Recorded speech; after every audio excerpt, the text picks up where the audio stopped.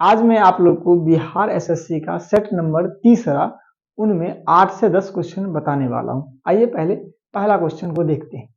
यहाँ ये क्वेश्चन दिया हुआ है, कह रहा है कि 17 गेंदों को 840 रुपए में बेचने पर 5 गेंदों के लागत मूल्य के बराबर हानि हुआ। लागत मूल्य कहने का अर्थ क्या? 5 गेंद के क्रय मूल्य के बराबर हानि हो रहा है। कब? जब आप 17 गेंद को 840 में बेच देते हैं तब। हानि पहले कब होता है? हानि यानी कि लॉस कब होता है? लॉस कहते हैं जब सीपी बड़ा हो जाए और एसपी क्या हो जाए? छोटा हो जाए, तब क्या कहलाएंगे? लॉस कहलाएंगे। अब आप समझिए लॉस कितना का हो रहा है, तो लॉस हो रहा है 5 गेंद के लागत मूल्य यानी कि 5 गेंद के सीपी के बराबर लॉस हो रहा है। कब? तो अब बताइए, जितना गेंद खरीदेंगे उतना ही ना गेंद बेचेंगे। 17 गेंद अगर बेच रहे हैं, इसका अर्थ 17 गेंद क्या कर रहे होंगे? खरीद भी रहे होंगे और तब 17 गेंद बेच भी रहे होंगे। अब आइए आगे देखते हैं। सीपी तो आप कहेंगे 17 माइनस 5 बराबर 12 सीपी बराबर 17 एसपी। एसपी को इस पार ले आओ और सीपी को उस पार ले गए तो ये बराबर हो गया।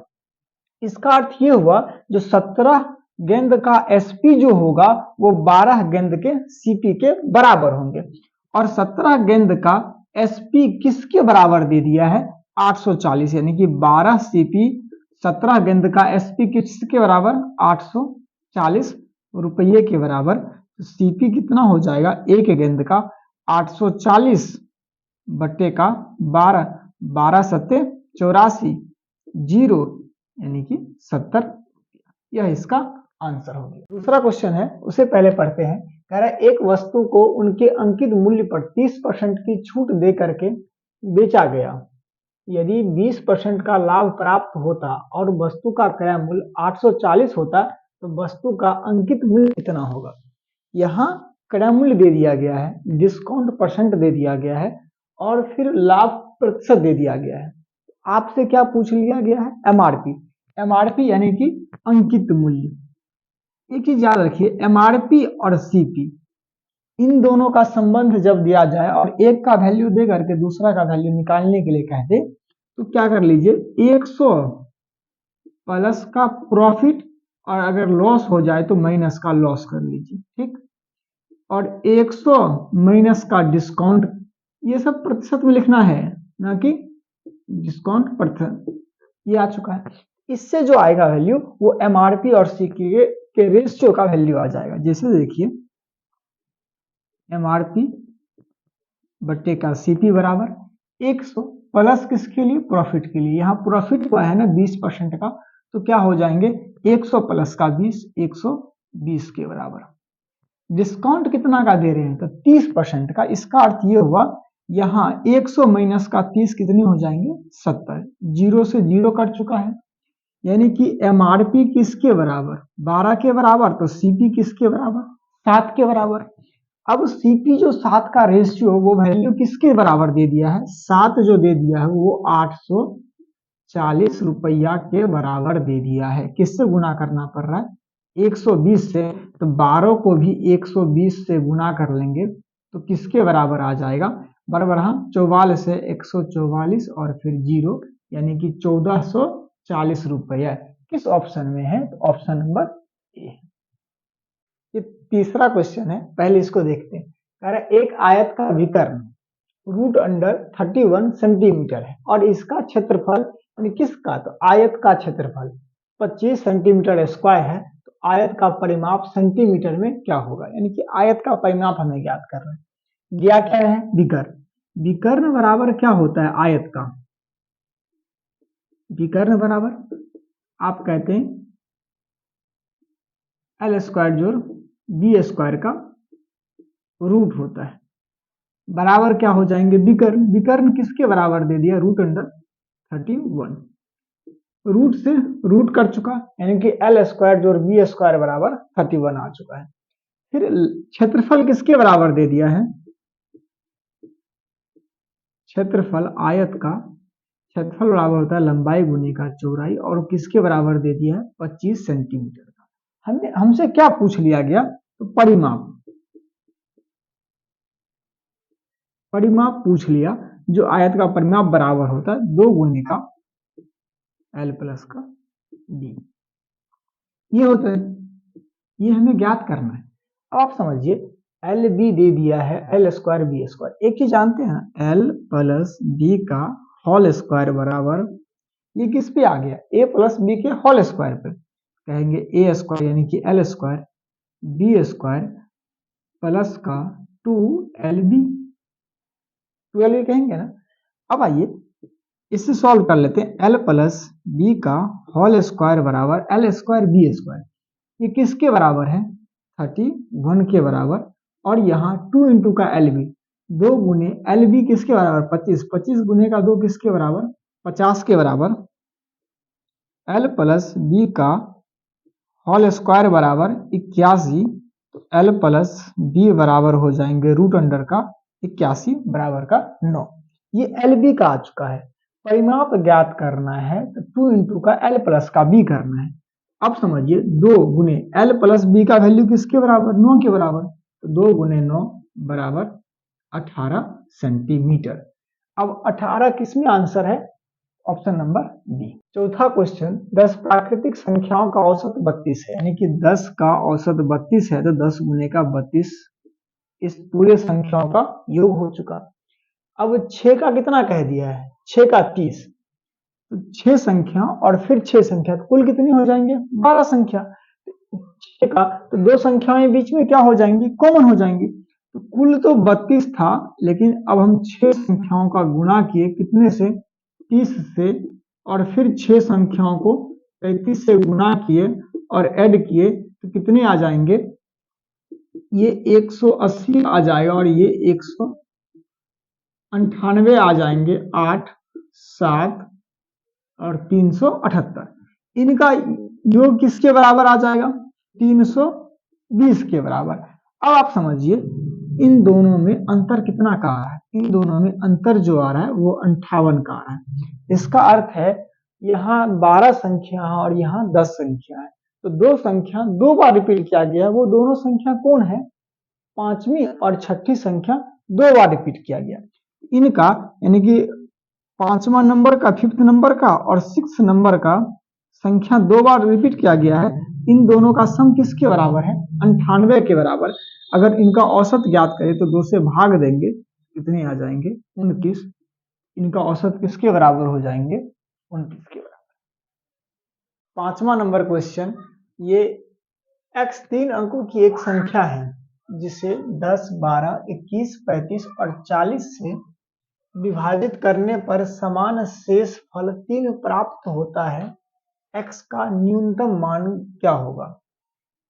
इन सभी संख्याओं में से भाग देने पर उस संख्या में शेष कितना बच रहा है, तो 3 बच रहा है, प्रत्येक में समान बच रहा है।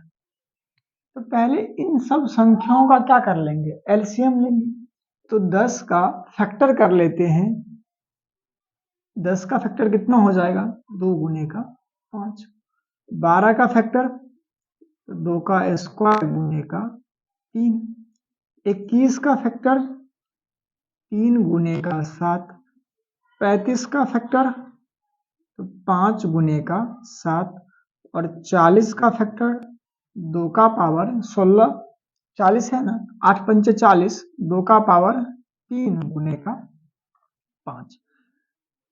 एलसीएम में सबसे बड़ा पावर लेते हैं किसका, तो जितने अभाज्य संख्याएं होंगी उन सब का। अभाज्य संख्याएं कौन है, आप देख रहे हैं 2 है 3 है 5 है और 7 है, तो 2 का सबसे बड़ा पावर यहां दिख रहा है, 3 का सबसे बड़ा पावर 1, 5 का सबसे भी बड़ा पावर 1 और 7 का भी सबसे बड़ा पावर 1 ही। तो 2 का 8 त्रिक 24, 24 पंचे 120, 120 गुने का 7 बराबर 840। ये 840 एक ऐसी संख्या है जिसमें 10 12 21 35 40 से भाग देंगे तो पूर्णतया कट जाएंगे, लेकिन आपको क्या चाहिए, शेष चाहिए ना, और शेष कितना बच रहा है 3, यानी कि शेष तब बचेगा जब संख्या उससे बड़ा हो। कितना बड़ा होना चाहिए, तो 3 बड़ा होना चाहिए। तो शेष क्या कर लेंगे, एलसीएम में जोड़ लेंगे। 840 प्लस का 3 कितने हो जाएंगे, 843। यही इसका आंसर किस ऑप्शन में है, तो ऑप्शन नंबर बी। 6 नंबर क्वेश्चन को पहले देखते हैं। कह रहे दो संख्याओं का योगफल। दो संख्याओं का योगफल कहने का अर्थ पहली संख्या को n1 कह दिए, यानी कि संख्या नंबर 1, n2 संख्या नंबर 2, दोनों का योगफल किसके बराबर दे दिया है, 33 के बराबर, और उनका एलसीएम बराबर दे दिया है 72 और HCF बराबर दे दिया है 3। हमसे पूछ लिया गया है n1 माइनस का n2 बराबर क्या होगा, इन दोनों का अंतर पूछ लिया गया। अब आप समझिए पहले, ये n1 और n2 आप जानते हैं HCF से भाग देंगे तो n1 में n1 बराबर होता है a इंटू का HCF, n2 बराबर होता है ये b इंटू का HCF। ये a b क्या होंगे, तो को प्राइम होते हैं, को प्राइम यानी कि सह अभाज्य ये होते हैं। अच्छा, अब आप जानते हैं एलसीएम जो होता है ये होता है एलसीएम बराबर HCF गुने का a गुने का b। जो दोनों संख्या यहां आ गए वो यहां आ जाएंगे। अगर हम HCF से यहां भाग दे दे तो क्या आ जाएंगे, a प्लस का b, यानी कि n1 n2 में n1 और n2 में अगर HCF से भाग दे दिए, HCF से भाग दे दिए तो क्या आ चुका, a प्लस का b। HCF किसके बराबर, 33 बट्टे का 3, तो a प्लस का b बराबर कितने हो जाएंगे, 33 बट्टे का 3 बराबर का 11। और एलसीएम में अगर यहां देखिए, एलसीएम में HCF से भाग दे देंगे तो क्या आ जाएगा, a गुने का b, a गुने का b यानी कि 72 HCM बट्टे का HCF 3, ये किसके बराबर, 24 के बराबर। अब आप समझिए दो संख्याओं का गुणनफल 24 और उसका योग कितना हो 11, तो क्या कर सकते हैं, एक चीज देखते हैं, 1 और 24 गुणनफल ये और योग तो 25 हो जाएगा ना, 11 नहीं होगा ना। अब देख लीजिए, फिर 2 और 12 नहीं हुआ, ये भी नहीं हुआ, 3 और 8 आत्रिक 24 और 8 3 11, यानी कि यही वो संख्या होंगे। अब वो संख्या अगर हम ज्ञात कर ले, इनका पहले अंतर क्या होता है, तो अंतर होता है 5 और फिर HCF कितना था, तो HCF किसके बराबर, 3 के बराबर, 5 गुने का 3, तो अंतर क्या आ जाएंगे, n1 माइनस का n2 बराबर हो जाएंगे HCF गुने का a गुने का b, HCF गुने का a माइनस का b आ जाएंगे, a माइनस का b 5 है, HCF किसके बराबर 3 गुने का 5 बराबर का 15, इसका ये आंसर आ जाएगा। इसमें हमने एलसीएम एचसीएफ का सारा थ्योरम आपको बता दिया, इसीलिए थोड़ा लंबा हो गया। इस थ्योरम को समझ लेंगे तो इतना लिखना नहीं पड़ेगा आपको। धन्यवाद। ये क्वेश्चन बहुत ही अच्छा है, पहले इस क्वेश्चन को पढ़ करके आप लोग को समझाते हैं। मानवी और दर्शन मिलकर किसी प्रोजेक्ट को 40 दिनों में पूरा करते हैं। उन्होंने 25 दिन तक एक साथ काम किए, यानी कि मानवी को M लिख लिए और दर्शन को D लिख दिए। दोनों साथ मिल करके अगर काम कर रहा है तो उस काम को 40 डेज में कंप्लीट कर देगा, उस काम को 40 दिन में पूरा कर देगा। दोनों साथ मिलकर कितना दिन तक काम किया, 25 दिन तक काम किया और फिर दर्शन ने कार्य छोड़ दिया। मानवी ने बचा हुआ कार्य अकेले 24 दिनों में पूरा किया, तो मानवी को अकेले इस प्रोजेक्ट को पूरा करने में कितने दिन लगेंगे।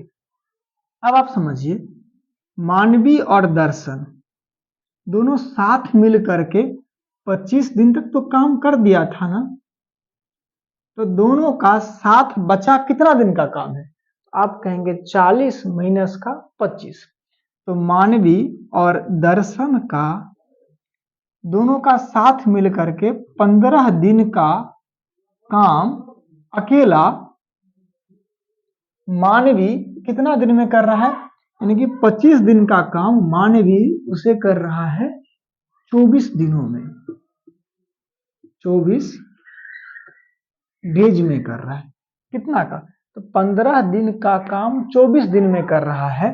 यहां देख ले, दोनों का साथ वाला ये काम है ना, और ये तो हम यहां अगर काट सकते तो काट लीजिए 3 से, तो ये 5 डेज हो जाएंगे, और यहां 3 से काट लेंगे तो 8 डेज हो जाएंगे। इसका अर्थ इन दोनों का साथ वाला काम 5 दिन का ये 8 दिन में करेगा, लेकिन 5 दिन का दोनों साथ वाला काम नहीं है ना। कितने दिन का काम है? तो 40 दिन का। 5 को 40 करने के लिए किससे गुना करना पड़ा? 8 से। 8 पंचे 40 डेज। ये 40 डेज किन दोनों का काम है? तो मानवी और दर्शन का, एम और डी का। अब यहाँ 8 से गुना किए तो यहाँ भी किससे गुना कर लेंगे? 8 से। 8 से कितना हो जाएगा? 8 8 64 डेज। ये 64 डेज में कौन काम कर लेंगे? तो मानवी काम इस काम को 64 दिन में अकेला कर लेगा। तो इसका ऑप्शन क्या हो जाएगा? Option number C. ये जो क्वेश्चन है वो सीरीज का है, दे तो दिया है आयु में, है सबसे बड़ी वाहन की आयु क्या होगी यदि 3 वर्ष के अंतराल पर जन्म लेने वाली 5 वाहनों की आयु का योग 50 वर्ष है। तो इनको एपी से भी आप बना सकते हैं। एक हम तरीका बताना चाहते हैं आप लोग को। अगर 5 दे दिया है ना, हम मान लिए बीच वाले का एज किसके बराबर? ए के बराबर, ए वर्ष के बराबर। इससे बड़ा का ए प्लस का 30, इससे छोटा भी कोई होगा ना, ए माइनस का 30 ले लिए। अब कितने? ए माइनस का 3 ले लिए, कितने बहन हो गई? आप कह दिए 3 हो गया।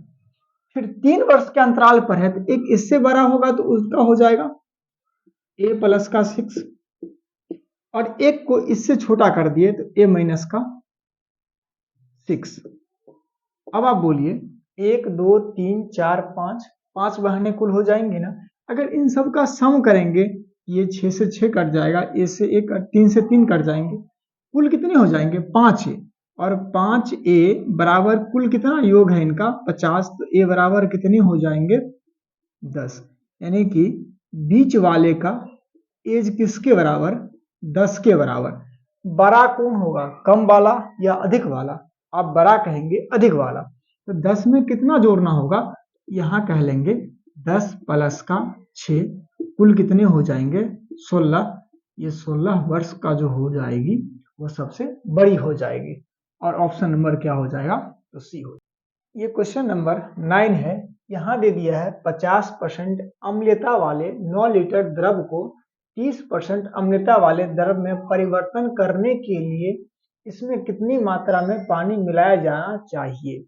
आपसे कह दिया एक मिश्रण है जिसमें एक अम्ल हो और दूसरा क्या है? पानी है।